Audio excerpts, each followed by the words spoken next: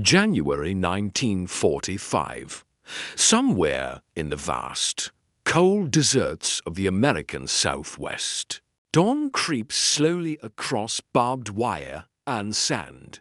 The air is sharp and still. Watchtowers cast long, thin shadows over empty stretches of camp.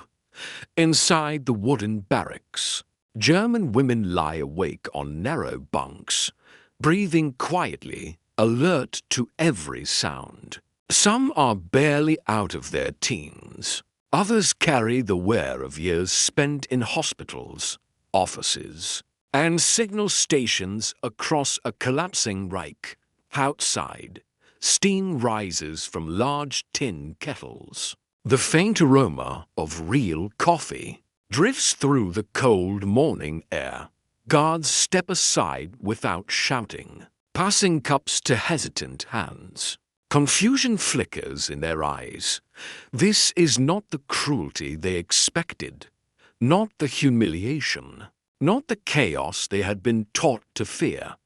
It is order, calm, unyielding routine.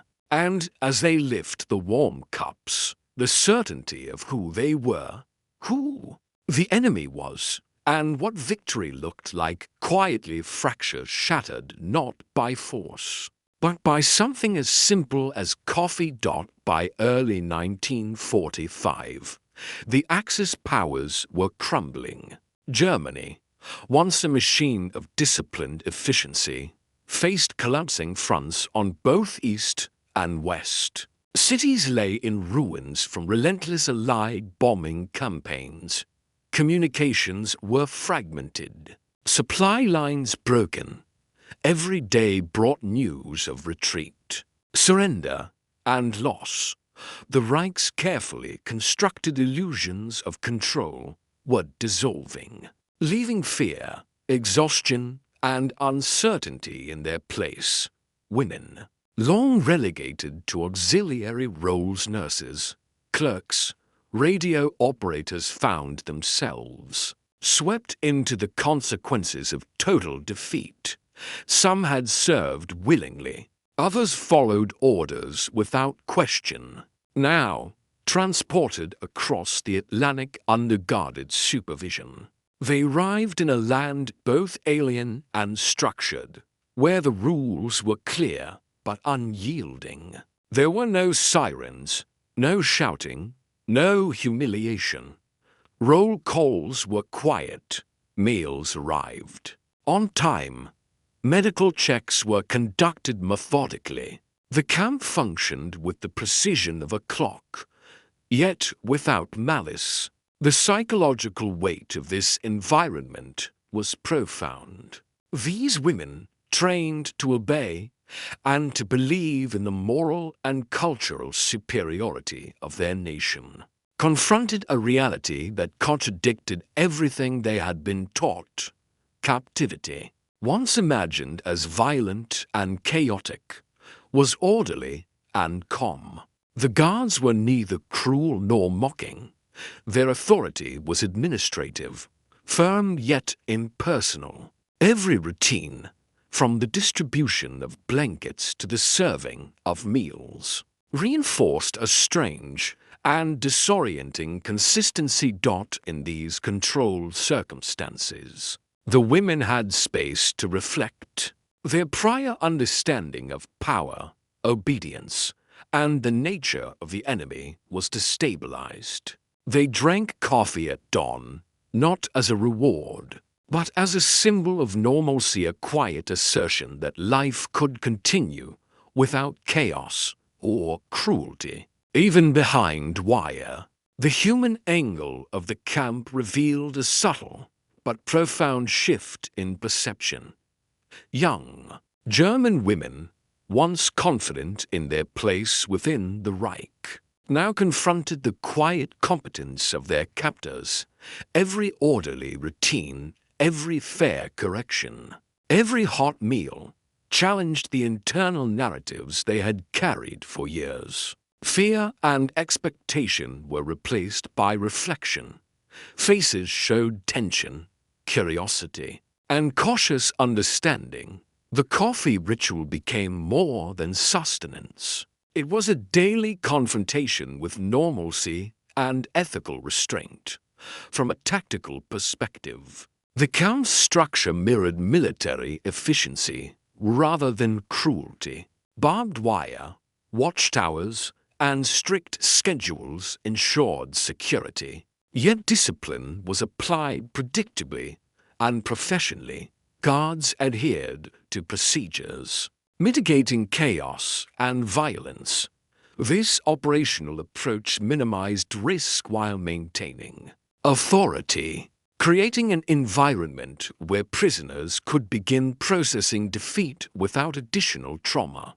Technological and logistical considerations underpinned the camp's food distribution, medical checks, and administrative oversight required coordination akin to small-scale military operations. Paperwork, rationing, and transport schedules reflected organizational expertise.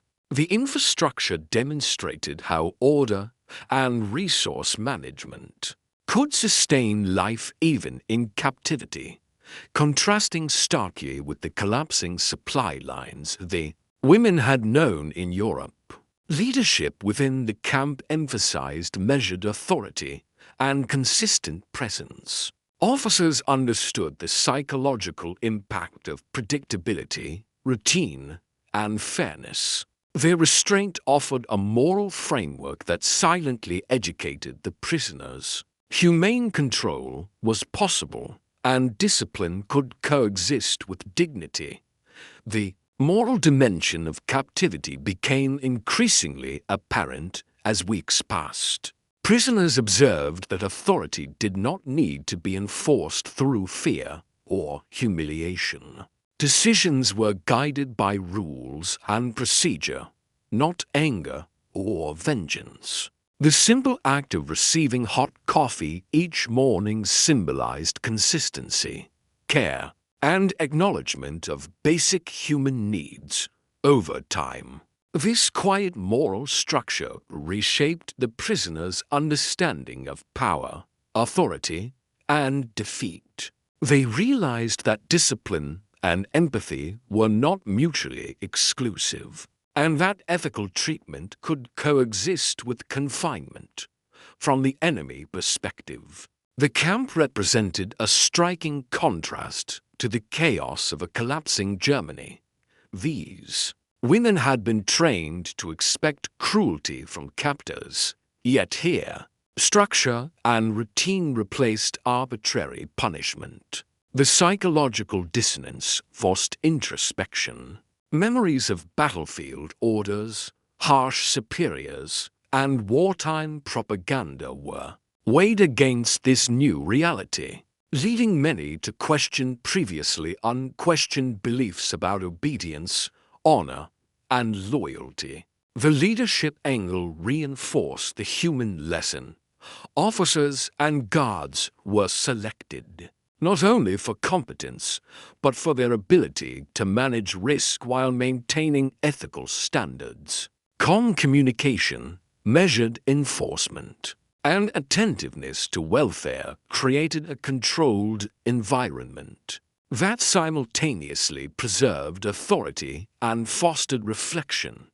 Ultimately, the interplay of human psychology, organizational efficiency, and moral restraint transformed a standard POW camp into an environment that challenged expectations, reshaped perspectives, and left lasting impressions on those who lived within it. Spring 1945. The war in Europe was drawing to a close. Reports filtered in. The Rhine crossed, cities falling, Berlin encircled. Within the camp, the prisoners sensed the shifting tide long before official announcements. Roll call became a quiet ritual of anticipation. Faces that had once braced for cruelty now reflected uncertainty.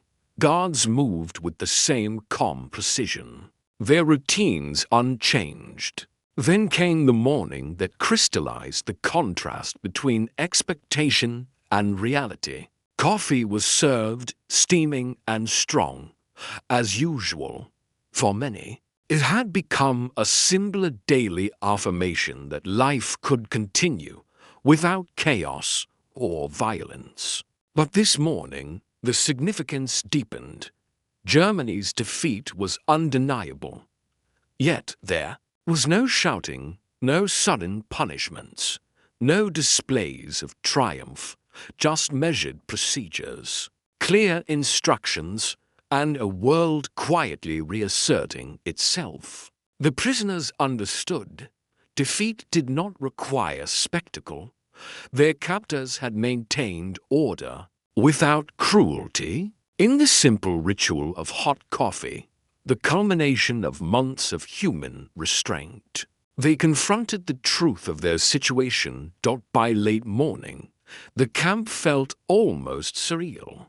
The women moved through familiar routines: roll call, inspection, and carefully measured work details, but now every action carried the weight of finality. Letters from Europe had begun arriving more frequently, confirming the collapse of cities they had only glimpsed in news and rumor. Their world, once rigidly defined by rules, propaganda, and fear, now teetered between memory and reality. For the guards, the day was ordinary. They continued their duties with professionalism, offering no indulgence and no spectacle. The quiet competence of the Americans contrasted sharply with the chaos of a collapsing Reich. Prisoners watched, absorbed, and slowly understood the strange truth. Survival had not depended on luck, nor had punishment been inevitable. The cups of coffee, hot and unhurried, became a silent testament. In that ordinary act, the balance of power, the expectations of fear, and the reality of defeat intersected. History, they realized, could arrive gently, measured in human order and unexpected restraint. By May 1945, the camps had settled into a quiet rhythm. Germany had officially surrendered, yet the POWs remained behind wire, absorbing the reality without ceremony. There was no cheering, no anger, only the steady cadence of American routines: roll call, meals, medical checks, and paperwork. The once frightened women now moved with a measured wariness, processing a defeat they had been trained to fear as violent and humiliating. Letters from home and news reports confirmed the scale of destruction. Cities reduced to rubble, families displaced, shortages everywhere. Yet in the camps, life continued predictably. Food arrived regularly, warm meals, fresh bread, and the constant ritual of morning coffee punctuated each day. The ordinary consistency, rather than chaos or cruelty, impressed itself upon the prisoners more than any dramatic event. For the American guards and staff, the aftermath was professional and methodical. They documented names, corrected records, and organized repatriation with precision. Each step was careful, deliberate, and humane. These months created a lasting impression on both sides. The POWs carried memories of calm authority and measured care, challenging their assumptions about enemies and morality. The cups of coffee, mundane yet unwavering, became symbols of a system that could maintain humanity even in wartime. In quiet reflection, the prisoners recognized that defeat need not be loud or destructive. It could be structured, sustained, and humane, and that realization left a deeper mark than any battlefield encounter.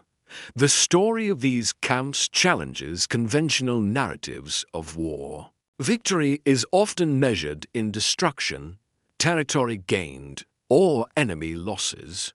Here, the measure was subtler: the preservation of humanity under extreme circumstances. The quiet discipline of the American Guards, the structured routines, and the simple consistency of warm meals and coffee revealed a form of moral authority, rarely captured in history books. For the German women, months of captivity forced introspection. The rigid certainty they had carried about loyalty, power, and duty crumbled quietly. They confronted the complexity of morality beyond propaganda and ideology. Small gestures of procedural care, coupled with the ordinary act of serving sustenance, communicated something far greater than words: respect, order, and recognition of human dignity even amidst war. These lessons extended beyond the camps. Veterans, historians, and post-war observers recognized that ethical conduct was not a luxury but a powerful instrument of influence. The camps demonstrated that structured compassion could coexist with victory. They illustrated that the human conscience, when acknowledged and preserved, can endure even in a totalizing conflict. Ultimately, the memory of those mornings' cups of coffee handed over barbed wire, calm instructions, and quiet reflection remains a profound testimony. It is a reminder that war does not erase humanity, and that even in defeat, respect and morality can endure. History remembers not only the battles, but also the quiet acts that define civilization itself.